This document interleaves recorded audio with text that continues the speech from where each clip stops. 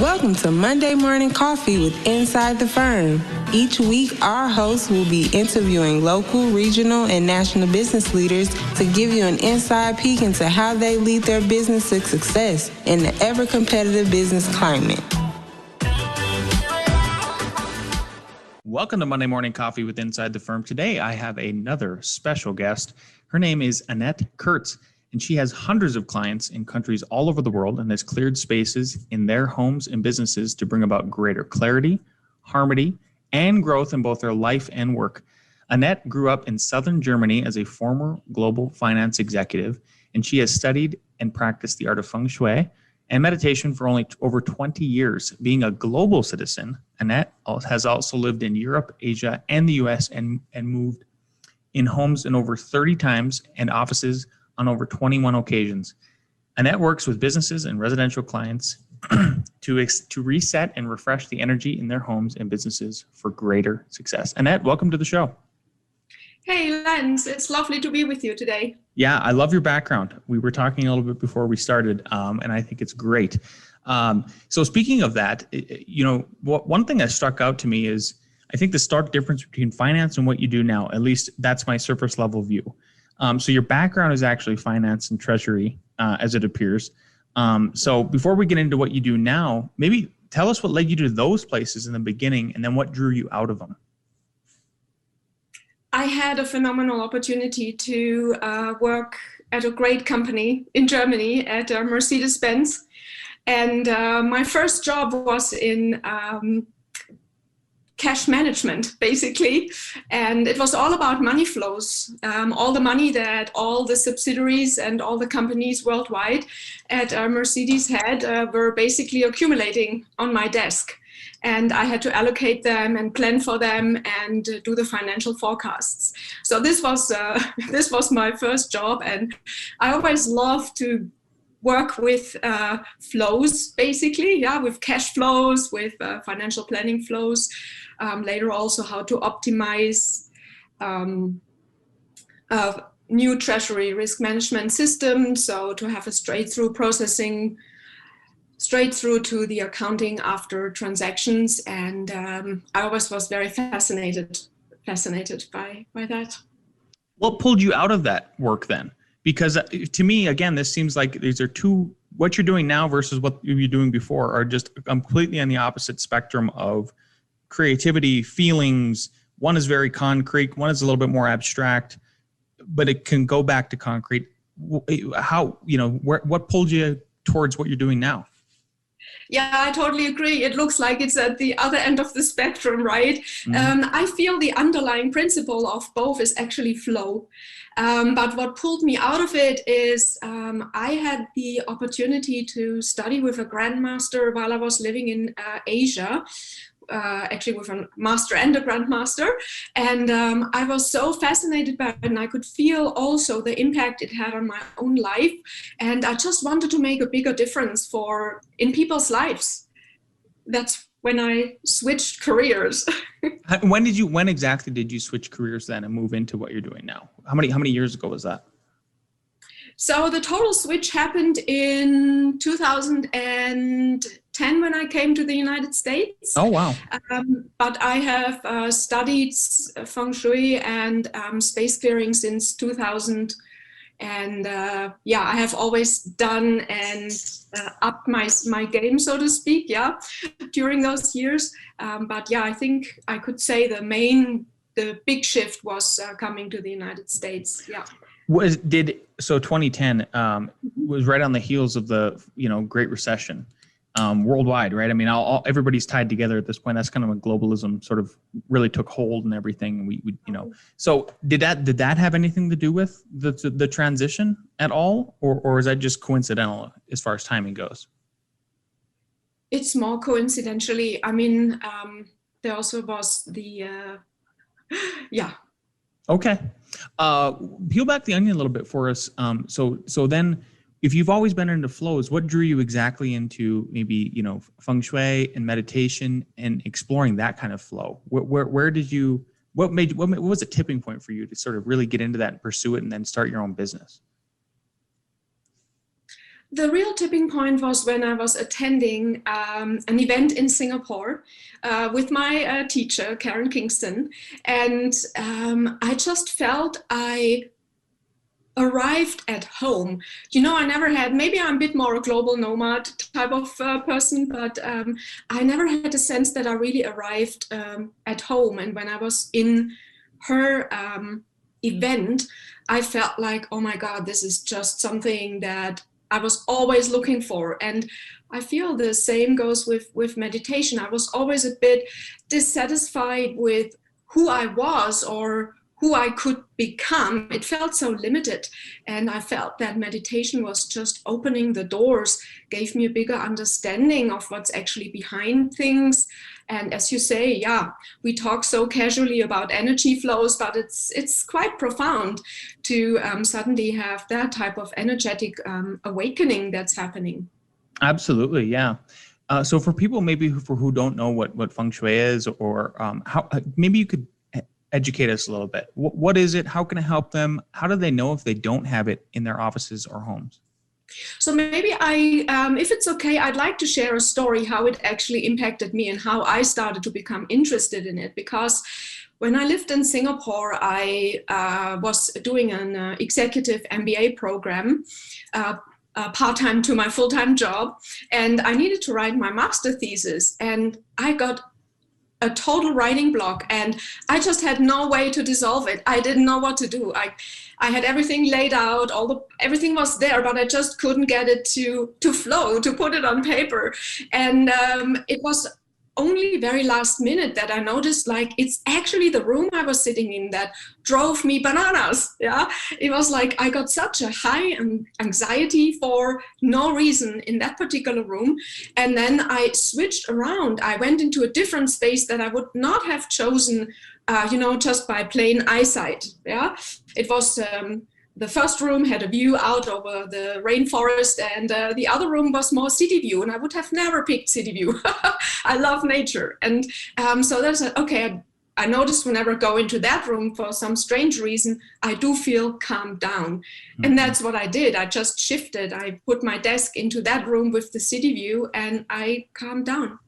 And I could start right again. I had to swivel around my desk, try different desk positionings. And this is when I got really into, wow, what is going on here? What did just happen? And everything was so much easier. I was just blazing through my thesis, and felt like a different person, a lot more grounded.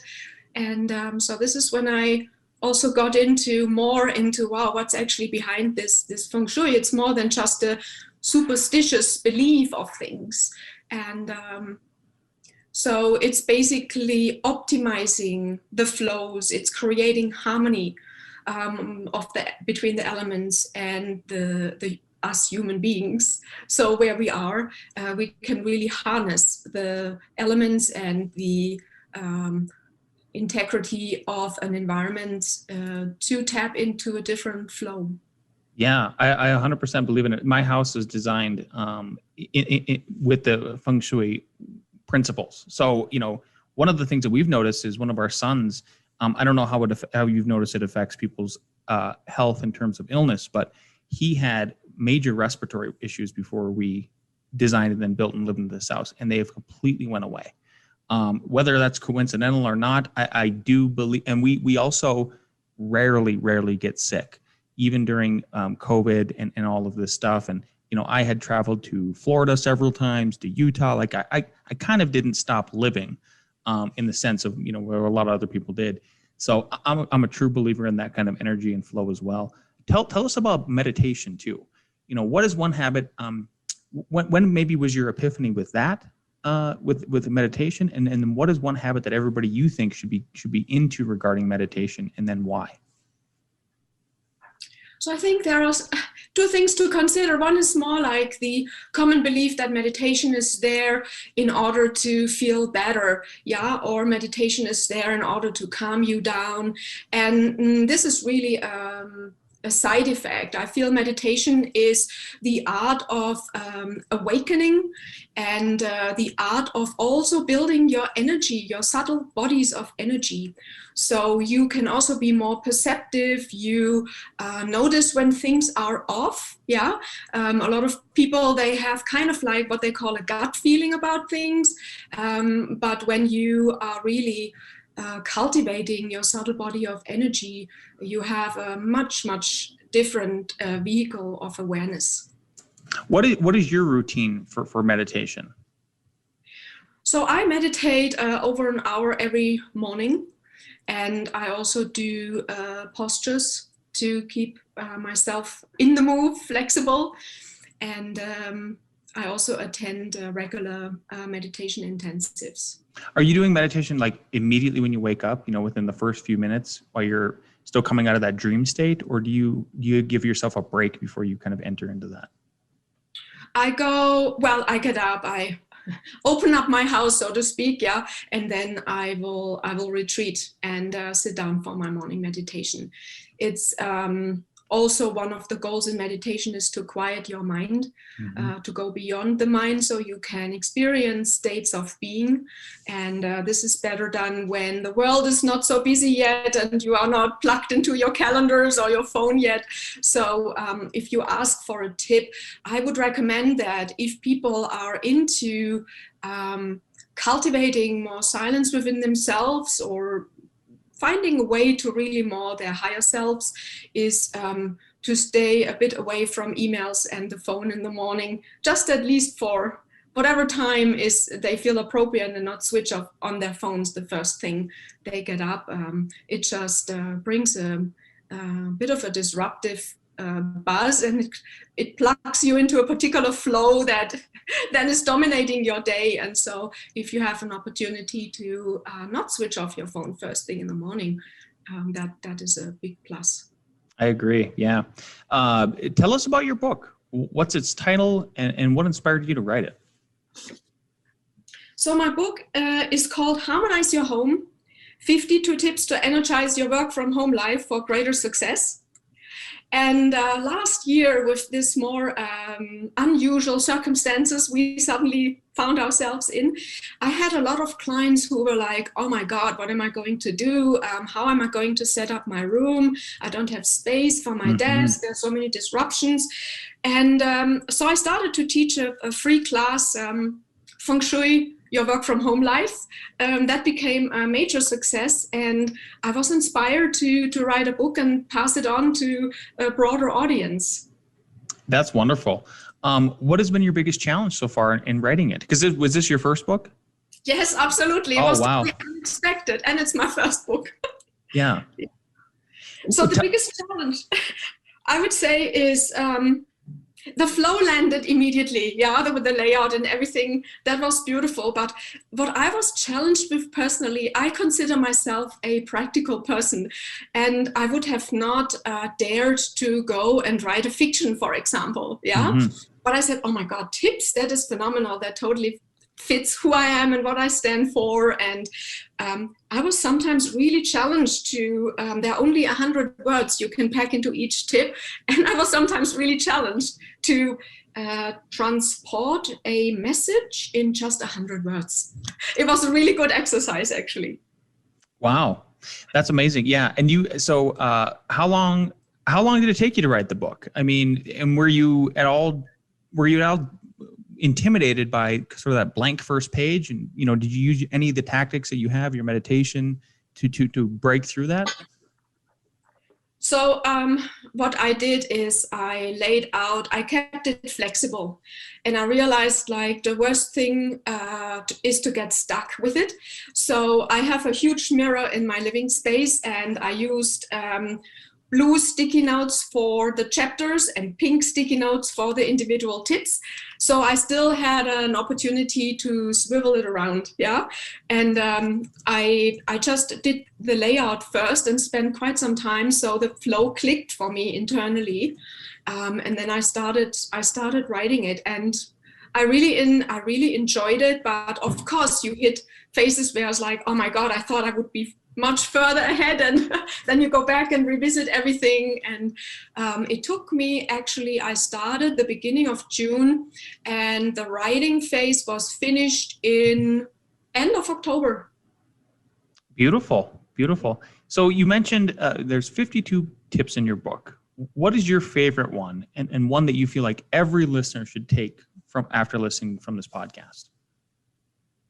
There's not just one favorite tip, but I try my best, okay?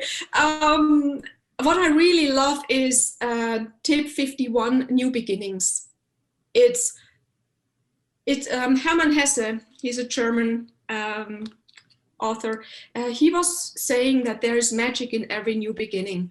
And I feel if we can just take that into consideration with everything that we start, we get an automatic energetic uplift into our new endeavor, whatever it is, yeah? And I feel that we do not, and I know this from my clients as well, we do not pay enough attention to this extra beautiful uplift that we can get with looking at new beginnings. And this doesn't mean it has to be like a major life event that is starting. It's also every day is a new beginning. And so to bring that bit of magic into our lives and appreciate that and use that uplift to carry us forward, that's what I would say is already a big win for everyone. Yeah, I agree. Yeah, looking just even the little subtle things like you're talking about. I mean, you made me think of like, oh, maybe that's why I like fishing so much, is because every time I catch a fish, I don't know what kind of fish it's going to be. It's a new fish. You know what I'm saying? Different size, whatever.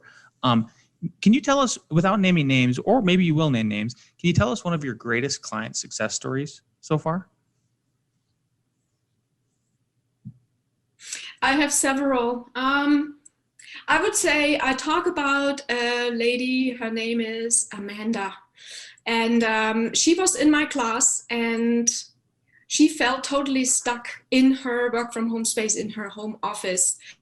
And we worked together, and I was able to see what is blocking her. So I have a specific method that I use to open up the space, because I do these consultations virtually. And so we were talking, and she gave me a bit of a rundown what's happening, and I got a view of her space. And I felt that she's so totally not empowered by where she is located in her office. So one of my first steps was to find her position of where she can be in power, where she feels grounded. And the other thing is then also, I also shared this in my book, to have actually an outlook that is inspiring, yeah? It can be something that is representing you, where you'd like to go a couple months down the road, or what your big life goal is, but it carries a particular vibration. It carries an energy that you can connect to even when you just sit at your computer. And so she got herself a beautiful poster with a Hollywood star, actually, and she got contacted by one of the biggest Hollywood companies. She's writing a book, and it's going to be turned into a movie. Wow. It's kind of like the law of attraction sort of thing. Is that? Yes. It's getting you unstuck. It's creating the flow, and it's also lifting you out of your ordinary perspective, I would say. Yeah. Yeah. What does a consultation look like for your clients then? You know, is it all remote? Do you go out on site? What is, maybe unpeel that process for us. So somebody's listening to this and they're interested in contacting you, so they know what to expect. Totally. So I have two different ways I'm working with. I can work with people virtually. So I work with a lady who is now decluttering her closet, doing a closet cleanse, because she's entering a new phase of her life, and I can totally do that remotely. I have a couple of pre-calls that I set up, and then we'll go into the actual sessions. I like to spread it out a little bit, because I'm all about creating momentum and doing things in an empowering way for my clients.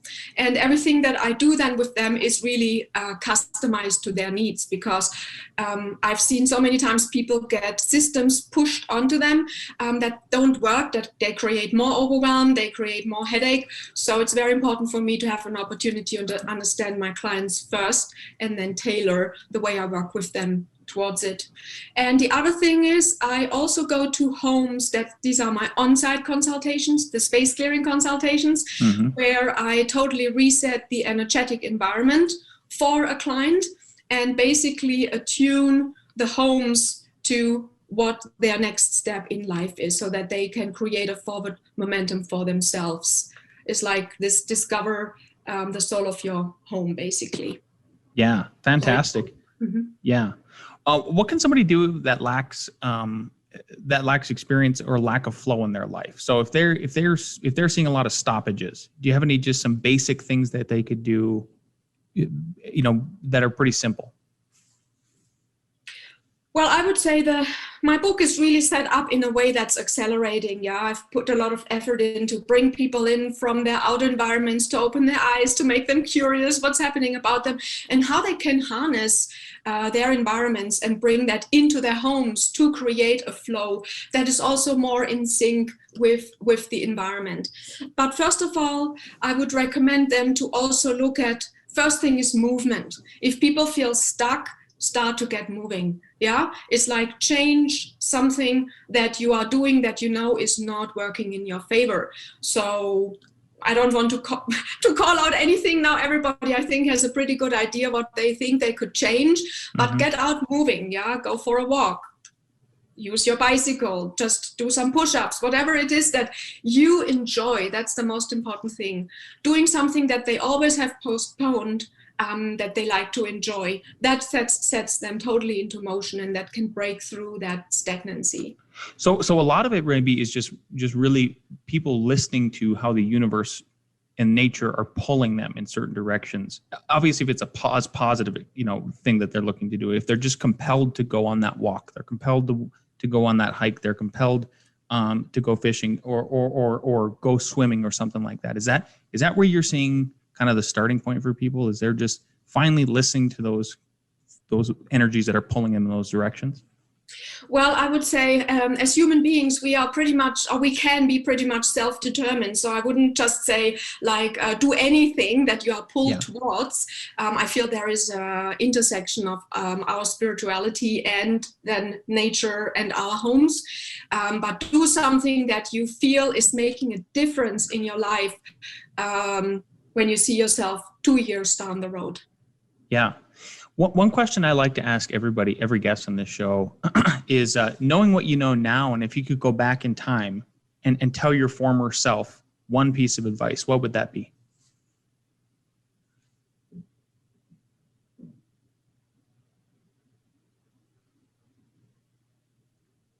It's a tough one.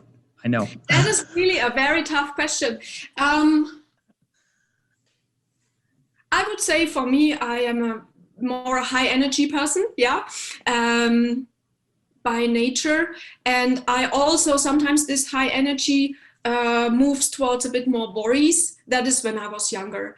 And I've totally shifted that also with the meditation practice. And I would say if I could give myself one advice is to worry a little bit less, still have all your whatever systems in place that you need, to live a good life and a purposeful life, but to worry a little bit less. This is what I would tell my younger self. Yeah. Worry a little less, right? 100%. I like that. This has been a great interview, Annette. If people want to buy your book, if they want to find and follow you, if they're looking for a consultation, where can they go for all those things? They can go to my website. It's annettekurtz.com. So it's Annette with 2 N, 2 T, and Kurtz in KURTC.com. Beautiful. What about LinkedIn? I think you're on LinkedIn, social media, all of those places? On LinkedIn, it's also my name, Annette Kurtz. Yeah. Beautiful. Well, thank you so much for your time today, Annette. I hope people listen to this podcast and start moving in the direction of a flow that works best for them, and hopefully they'll be in touch with you. It was awesome to be with you. Thank you so much, Lance. Yes. Have a great day. Bye. You too. Bye.